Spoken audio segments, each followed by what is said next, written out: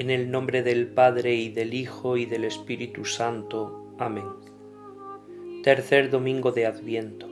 El tercer domingo de Adviento, que en otro tiempo se llamaba segundo antes de Navidad, no es menos solemne en la Iglesia que los dos precedentes. Como la venida del Salvador del mundo debe ser el objeto de la devoción, de las oraciones y de todos los ejemplos piadosos de este santo tiempo, la Iglesia tiene cuidado todos los domingos, días singularmente consagrados para renovar el fervor de los fieles, de excitar su fe y su esperanza a medida que se acerca el día del nacimiento del Redentor, a fin de que, despertando su celo al aproximarse una fiesta tan grande, nada dejen de hacer para disponerse bien a ella. El introito de la misa de este día es el más a propósito para excitar este celo. Hermanos míos, regocijaos siempre en el Señor, nos dice el sacerdote subiendo al altar.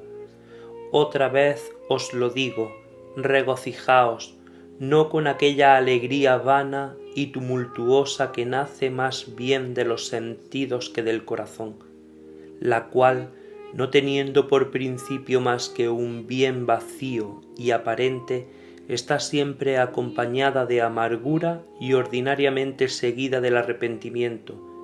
Regocijaos con una alegría verdaderamente cristiana y por consiguiente humilde, modesta y al mismo tiempo pura, sólida, real, con una alegría que no teniendo más que a Dios por principio, es inalterable, llena el corazón y satisface el alma. Aparezca vuestra modestia a los ojos de todos los hombres, brille vuestra alegría porque el Señor está cerca. En efecto, ¿qué motivo más justo para una santa alegría? Señor, vos habéis derramado vuestras bendiciones sobre vuestros herederos. Continúa, vos habéis puesto fin a la cautividad de Jacob. Os habéis compadecido de vuestro pueblo y habéis por fin escuchado sus votos.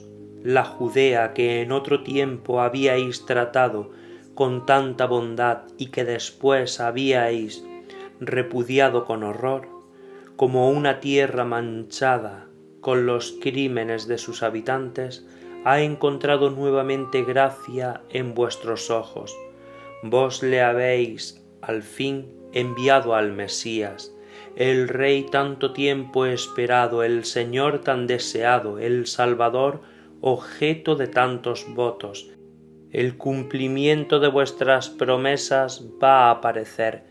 ¿Qué motivo más justo para hacer resaltar nuestra alegría? De este modo consuela e instruye en este día a sus hijos la Iglesia en el principio de la misa. Las palabras que acaban de citarse son tomadas de la epístola del apóstol San Pablo, que escribe a los filipenses, por los cuales empieza la epístola de este día. Habiendo San Pablo sido llamado de Dios a Macedonia, vino a Filipos, ciudad de aquella provincia, edificada por Filipo, el cual la dio su nombre.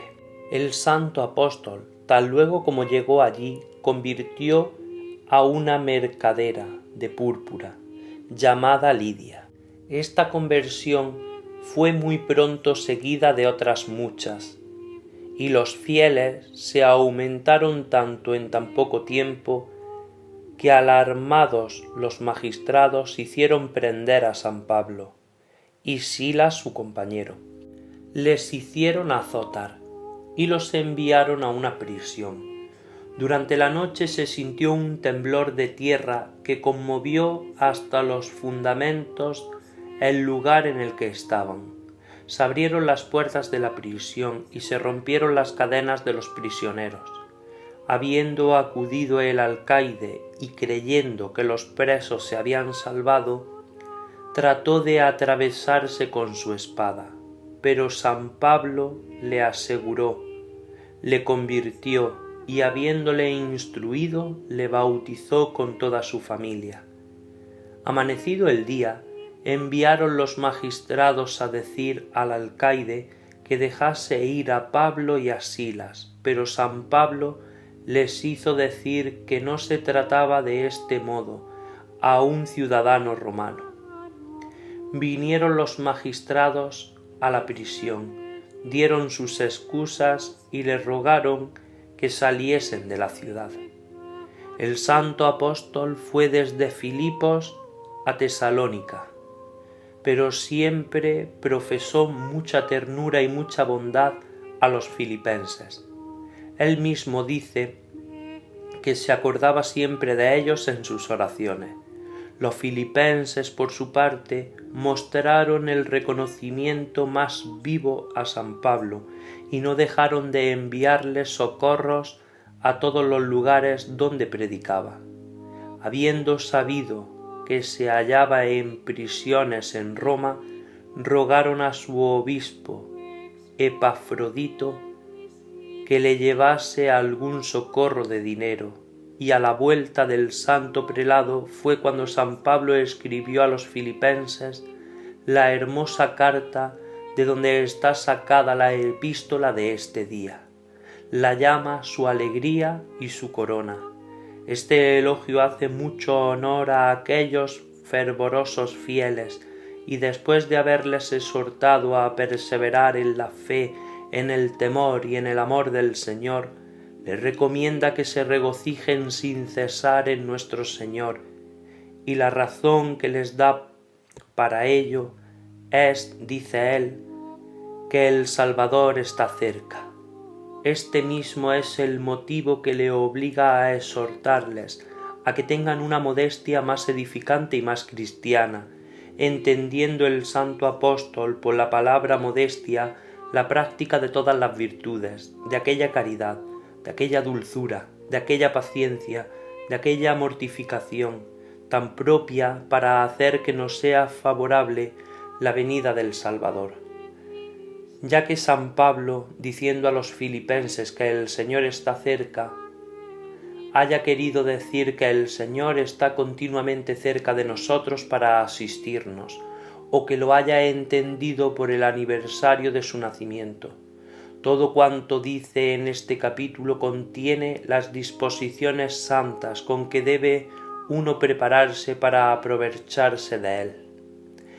El recogimiento y la oración, acompañadas siempre de acciones de gracias por sus beneficios, deben sernos familiares en todo santo tiempo. La paz y la tranquilidad del corazón preparan el alma para las visitas celestiales.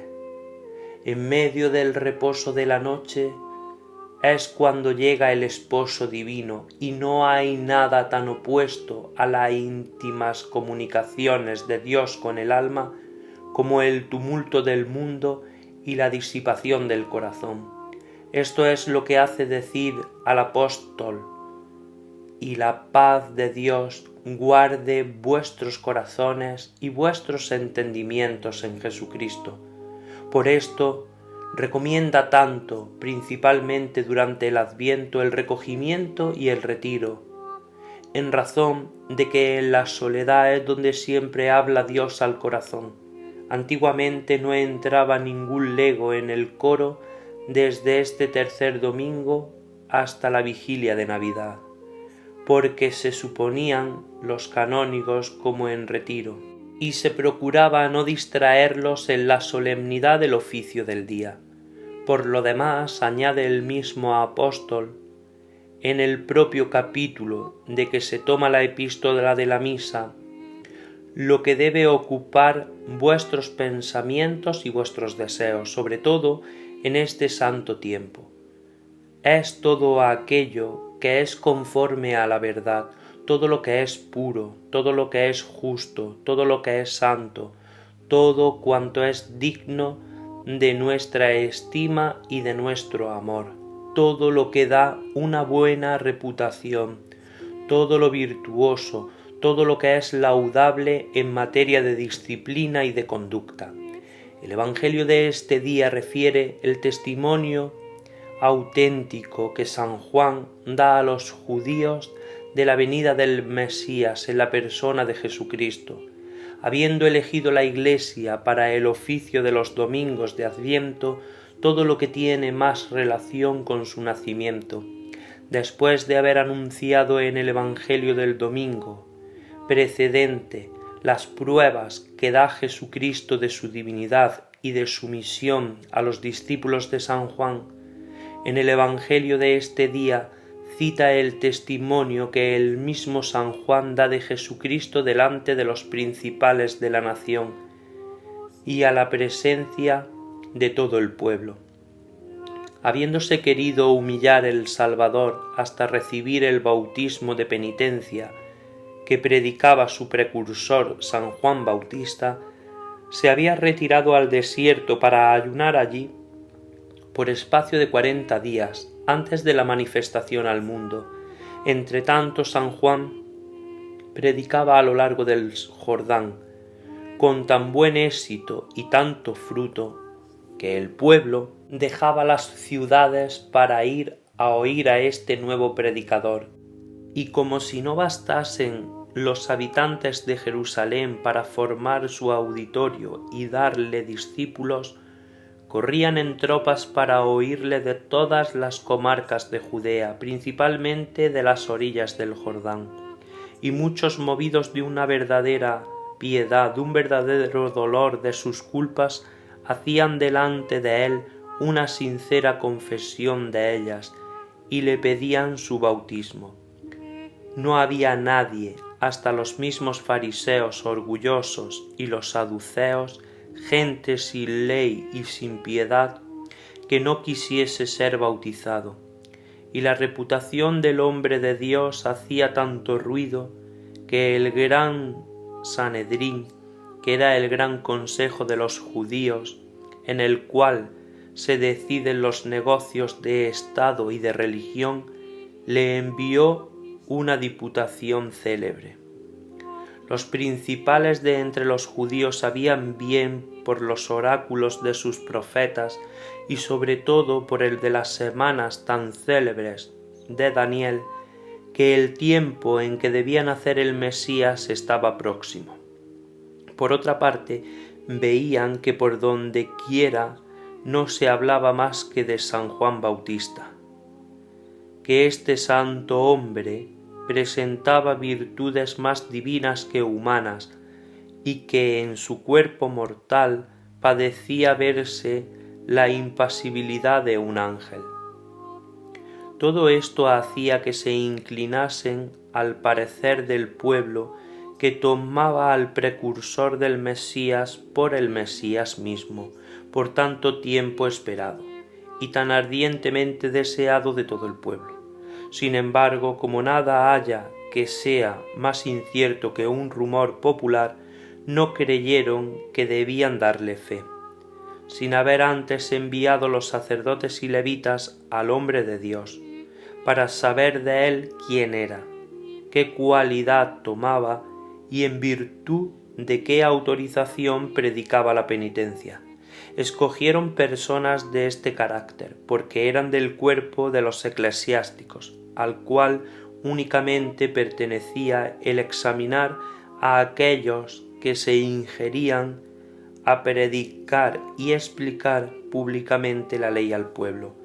Jerusalén, aquella ciudad tan célebre, vio entonces a los primeros de sus sacerdotes y de sus levitas salir con un grande acompañamiento para ir a más de 20 leguas de distancia a informarse de las cualidades y de la misma misión del nuevo profeta, sin pensar que iban a recibir el testimonio más brillante de la venida del Mesías. Dirigiendo la divina providencia esta diputación para enseñar a los judíos y que nunca pudiesen dudar que Jesucristo, a quien un día había de maltratar con tanto encarnizamiento, era verdaderamente el Mesías.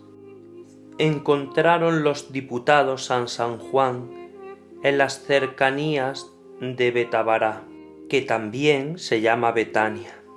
Predicaba San Juan de la parte de acá en una campiña a cielo raso. Allí formaba un gran número de discípulos para aquel a quien reconocía por su Señor, y todo su cuidado era el disponerlo, tanto por su doctrina y sus ejemplos, como por su bautismo, para recibir la ley de Jesucristo.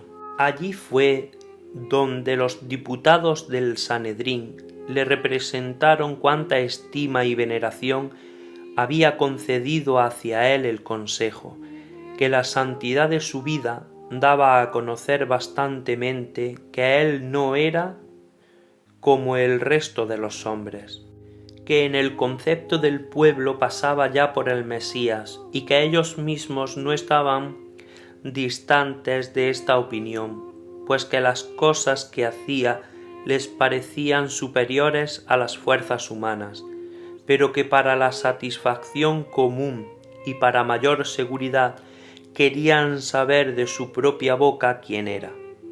No dudó el santo hombre, negó firmemente ser el que ellos creían, y a fin de que no tomasen su respuesta por alguna tergiversación de una humilde boca sincera, les dijo en términos formales y le repitió muchas veces que de ningún modo era el Mesías. Declaró altamente y sin rodeos que no era el Cristo. Por más franca y más preciosa que fuese esta respuesta, los discípulos no pudieron borrar de su imaginación la idea que habían concebido de su mérito. Vínosle, pues, al pensamiento que si no era el Mesías podía ser muy bien que fuese un nuevo profeta, igual a los antiguos, o a un Elías, puesto que vivía como él, a más de que sabía que Elías no había muerto y que según la profecía de Malaquías debía volver al tiempo de una de las dos venidas del Mesías, antes del gran día del Señor. San Juan se afligía al ver que se hacía tanto caso de él y que se le igualaba con los grandes profetas. Cuanto más se le daban testimonios de estimación, más él se abatía. No sólo negó que fuese Elías, sino que añadió que ni aun era profeta. Quería sin duda dar a conocer a los doctores y a los sacerdotes lo que ignoraban y lo que les importaba saber, que el tiempo de los profetas había pasado, que él no venía como sucedía antiguamente para prometerles el Mesías, sino para advertirles que el Mesías había venido y que estaba en medio de ellos, y para mostrarles con el dedo aquel que sus padres no habían visto sino en confuso y de muy lejos, por un espíritu de profecía. No pudiendo sacar de San Juan más que respuestas negativas y que no les decía lo que era, sino lo que no era, le estrecharon para que les declarara lo que se debía pensar de él, cuál era el carácter en virtud del cual predicaba, y lo que debían responder a los que les había enviado, para saber de él mismo en qué concepto debían tenerle. El santo no pudo ya menos de satisfacer su curiosidad. Se manifestó a ellos y les declaró con mucha modestia y candor que era aquel de quien había hablado Isaías cuando, viendo en espíritu al Mesías que debía venir, le pareció oír ya la voz de su precursor en el desierto, la cual exhortaba a los pueblos a que se preparasen para su venida. Yo soy esta voz, les dice, que viene para preparar los caminos del Mesías y disponer por la penitencia que predico y por el bautismo que administro los corazones y los espíritus para recibir al que viene para salvarlos. Los fariseos, más celosos por mantener su autoridad que en procurar su salud, se picaron de esta respuesta y replicaron con altanería: si no eres pues ni el Cristo, ni Elías, ni profeta, ¿por qué bautizas? San Juan, que quería con su humildad abatir su orgullo, no les habla ni de su misión que había recibido inmediatamente de Dios, ni del cargo eminente con que el cielo le había honrado. Se contenta con responderles para su instrucción y la de todo el pueblo, que el agua de su bautismo no obraba sobre las llagas del alma, más que como el agua común obra sobre las llagas del cuerpo, que no las curaba, sino que únicamente servía para lavarlas, a fin de que estando limpias se las viese y se hicieran alto sobre ellas, que aquel hombre divino a quien buscaban y que verdaderamente era su Mesías, les conferiría bien pronto un nuevo bautismo, del cual el suyo no era más que la sombra, un bautismo que curaría todas las llagas de sus almas, que por lo que hacía a él, había recibido de lo alto una gracia particular para descubrir a los hombres sus horrores y sus vicios, pero que era incapaz de remediarlos, que todo lo que podía hacer era exhortarles a que reconociesen a su verdadero mérito, el único de quien debían esperar su curación, que por lo demás no era necesario que fuesen a buscarle lejos, que estaba en su país y en medio de ellos, que era de su nación y de sangre real, conforme a lo que habían predicho de él los profetas, que a la verdad todavía no le conocían, pero que sus maravillas, de que ellos mismos serían testigos, se lo descubrirían muy pronto. Por lo que hace a mí, añadió, yo le conozco, y he venido delante de él a fin de anunciaros su venida, y si él viene después de mí, esto consiste en que él es el Señor, y envía a su siervo para que avise que vendrá muy pronto. Y ciertamente yo valgo bien poco en su presencia, ni aun merezco emplearme en los misterios más humildes de su servicio. Él lo puede todo, y yo no puedo nada. Mi bautismo no dura más que un cierto tiempo, y no tiene virtud alguna en comparación del suyo, el cual será hasta el fin del mundo una fuente inagotable de gracias y de salud. Él no os lavará simplemente con agua, sino que os bautizará en el Espíritu Santo, y este santificador descenderá sobre los que recibieren el nuevo bautismo, se comunicará a ellos, les animará con su presencia, les fortificará con su gracia, les abrasará con aquel fuego divino que produce efectos maravillosos en las almas santas. Verdaderamente el bautismo de San Juan no era más que una preparación para el de Jesucristo. Disponían los pecadores por penitencia y las obras de justicia para escuchar al Mesías y recibir el perdón de sus pecados por el bautismo del Salvador.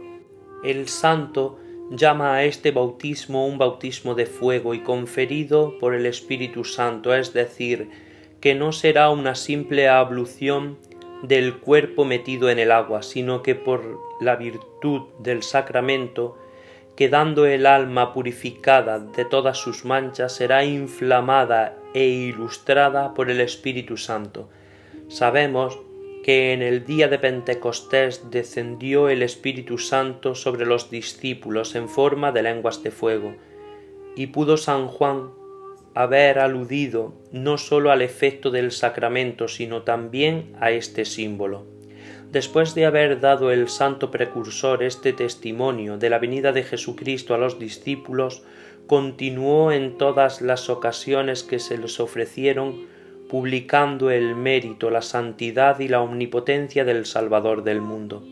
Viendo San Juan al otro día a Jesús que venía a él, «He aquí», exclamó, «el Cordero de Dios, he aquí el que borra los pecados del mundo. Este es de quien yo he dicho, he aquí viene después de mí un hombre que es antes que yo. Si yo he venido para administrar un bautismo de agua, esto no es sino para que se le conozca en Israel. yo he visto, añade, bajar del cielo al Espíritu Santo en forma de una paloma, y se ha colocado sobre él.